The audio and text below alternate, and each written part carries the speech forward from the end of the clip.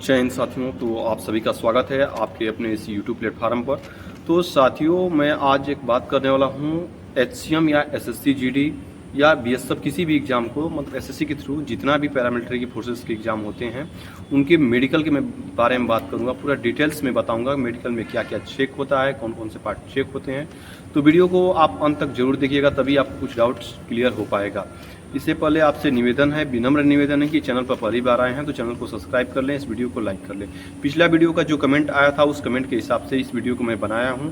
हमको देखिए हर कमेंट का रिप्लाई नहीं दे पाते हैं, क्योंकि हमको भी थोड़ा सा इस समय ऑफिस में काम रहता है, दिन भर शाम में आते हैं, फिर उसके बाद हमारा भी कुछ काम रहता है, क्लासेस रहती हैं, उसके बाद हम भी सो जाते हैं, तो टाइम नहीं मिल पाता है। सच्चाई बता रहा हूँ, इसलिए हर कमेंट का रिप्लाई नहीं दे पाता हूँ। लेकिन हाँ, मुझे जो लगता है कि इस पर वीडियो बनाना बहुत ज़रूरी है या बेहतरीन कमेंट है तो मैं ज़रूर उस पर वीडियो बनाता हूँ। तो चलिए शुरू करते हैं। मैं मेडिकल के बारे में पहला प्रोसेस आपको स्टार्टिंग से बताता हूँ कि सबसे पहले आपका क्या चेक होता है। तो देखिए स्टार्टिंग कहीं से भी हो सकता है, तो हम यहाँ से स्टार्ट करते हैं। आपका सबसे पहले स्टार्टिंग में आँख चेक करते हैं। तो सबसे पहले आपका आँख चेक होगा और आँख में आपका जो व्हाइट वाला पार्ट है उसको चेक करता है डॉक्टर। और व्हाइट वाला पार्ट को जैसे कोई एक पेन ले लेगा और आपके यहाँ लाएगा और इस तरह करके घुमा के पूरा वो चेक कर लेता है व्हाइट वाला पार्ट को, ताकि उसमें कहीं किसी प्रकार का चोट ना हो या लालिमा ना हो, ऐसा कुछ ना हो, वो ये सब उसमें चेक करता है। उसके बाद क्या करता है, जो ये काला वाला भाग आपको दिख रहा है आँख का, तो इस काले वाले भाग को चेक करता है, वो टार्च से चेक करता है। आपको किसी अंधेरे रूम में ले जाएगा और वहाँ पर टार्च बार का पूरा उसमें चेक करेगा बढ़िया से, किसी प्रकार का उसमें चोट या वाइट नहीं आ जाता है, माड़ी एक प्रकार से कहते हैं हम लोग की क्षेत्रीय भाषा में, वैसा कुछ तो नहीं पड़ा है आँख में, तो वो भी चेक कर लेता है। ठीक है। इसके अलावा आँख में आपका कलर विजन टेस्ट भी होता है। कलर विजन टेस्ट ये होता है, वो जन्मजात होता है यार, तो उसमें तो कोई कुछ भी नहीं कर सकता है। जिसका कलर विजन है तो विश्वास करो आप नहीं पास हो पाओगे फोर्स में, माफ़ करना इस चीज़ के लिए, जो सच्चाई है उसको तो बताना ज़रूरी है। तो जिसका कलर विजन होता है तो कलर विजन टेस्ट एक बुक होती है और आपको वहाँ से पढ़वाएगा बुक में कलर विजन टेस्ट, या उस पर अंगुली रखकर आपको बोलेगा बताओ ये क्या लिखा है, इस तरह करके कलर विजन टेस्ट आपका कर लेता है। फिर इसके अलावा एक और टेस्ट होता है, आई चार्ट होता है। आपको 20 मीटर की दूरी पर उसको लगाएगा, स्टैंड पर खड़ा कर देगा और वहाँ से डॉक्टर खड़ा होकर जैसे ABCD Z तक लिखा रहता है, बड़ा साइज, फिर उससे छोटा साइज, फिर उससे छोटा साइज नीचे इस तरह करके लिखा रहता है। और एक बंदा इधर से जो डॉक्टर का हेल्पर होगा आपका, ये आंख बंद कर देता है और एक आंख से पढ़वाता है पूरा ABCD पूरा Z तक, या Z बोलेगा ये क्या लिखा है तब बताएंगे M लिखा है, इस तरह। उसके बाद फिर ये दूसरी आंख बंद करता है और फिर उसको भी चेक कर लेता है। इस तरह करके आपका आंख का प्रक्रिया। हाँ, एक और होता है, आपको 25 मीटर की दूरी पर एक पेपर लेगा और डॉक्टर बोलेगा पढ़ो, इंग्लिश में मैटर होगा या हिंदी में मैटर होगा, आपको पढ़कर उसको बताना होगा। हम इस 25 मीटर की दूरी पर मान लीजिए पेपर लिए हैं और पढ़ेंगे, दिस इज नॉट, ऐसे कुछ करके पूरा लिखा रहेगा, आप पढ़ेंगे। ठीक है, हिंदी में रहेगा या इंग्लिश में रहेगा, दोनों में आप जिसमें कंफर्टेबल रहे पढ़ सकते हैं। इसके अलावा आपका कान टेस्ट होता है। तो कान में देखिए सबसे पहले कि आपका कान साफ सफाई होना चाहिए, सबसे पहली प्राथमिकता होती है वहाँ पर। आपके कान में कचरा जिस नहीं होता है, कुछ नहीं होना चाहिए, क्योंकि डॉक्टर का उद्देश्य होता है कि आपका पर्दा चेक करना, कि आपकी जो पर्दा है उस पर किसी प्रकार का दाग धब्बा या छेद कुछ तो नहीं ना, ऐसा कुछ तो नहीं है। उसके अलावा फिर हियरिंग टेस्ट भी होता है, मतलब आपको थोड़ा सा नज़दीक से बोलेगा डॉक्टर आपका नाम क्या है, और बोलेगा हाँ हम क्या बोलें, तो आपको बताना होगा कि सर आप ये बोले। इस तरह करके हियरिंग टेस्ट भी कान का होता है। तो आँख का हो गया और कान का लगभग हम आपको पूरा प्रक्रिया बता दिए, आँख और कान का। हाँ, इसके अलावा आपको नाक के बारे में बताते हैं। नाक में आपका एक मासा कहीं कहीं बहुत लोगों का होता है, तो वो मासा चेक होता है और नाक में कुछ नहीं चेक होता है, बस नाक का इतना ही टेस्ट होता है। अब बात करते हैं जीभ। जीभ आप डॉक्टर क्या करेगा, आपका पूरा जीभ बाहर निकलवाएगा पूरा, और फिर इसके अलावा जीभ को ऊपर करवाएगा, इस तरह करके फिर चेक करता है। जीभ में यही टेस्ट होता है और कुछ टेस्ट नहीं होता है, बस इतना। हाँ, और दांत में, और दांत में टोटल आपका 32 दांत होना चाहिए। पैरामिलिट्री में भर्ती होना चाहते हैं तो आपका दांत 32 दांत होना चाहिए। और दांत में मतलब कहीं भी किसी प्रकार का दांत टूटा उटा नहीं होना चाहिए, ये चेक करते हैं। हाँ, एक आध दो दांत टूटा शायद चल सकता है, पर वो डॉक्टर के ऊपर डिपेंड करता है, भगवान के ऊपर डिपेंड करता है। ये तो भगवान के हाथ में, शायद वो डॉक्टर का मूड करे तो फिट कर सकता है या तो नहीं कर सकता है। नहीं करते हैं ऐसे तो आपको RME तो देगा पक्का, री मेडिकल तो जरूर देगा। तो ये उसके ऊपर है, डॉक्टर के ऊपर। पर 32 दांत होना चाहिए। हाँ, और बहुत लोगों का डाउट होता है कि कोई दांत खराब है, खोंड़ा है, तो क्या होगा। तो देखिए खोंड़ा शायद नहीं चलेगा, ये भी डॉक्टर के ऊपर डिपेंड करता है। दांत आपका सुस्पष्ट होना चाहिए, डॉक्टर को दिखना चाहिए। हाँ, खोंड़ा है तो उसको साफ करा कर भरवा लीजिए, तो शायद फिट कर सकता है, फिट कर देगा वो।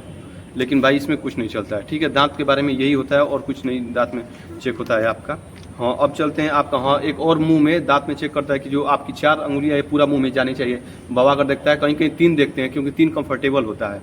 ठीक है, तो आपका ये 4 अंगुलियां या 3 आपका अंदर मुंह में जाना चाहिए। मुंह पूरा बवा कर और अंदर करेगा, इस तरह चेक कर लेता है। तो आपका ये दांत और मुंह का प्रक्रिया पूरा हो गया। अब मैं बात करते हैं आपके पैर में। पैर में नोकनी चेक करता है। नोकनी मतलब 2-3 सेंटीमीटर से ज़्यादा डिस्टेंस भी नहीं होनी चाहिए, और ना ही आपका पैर ऐसे टेढ़ा होना चाहिए, सटा होना।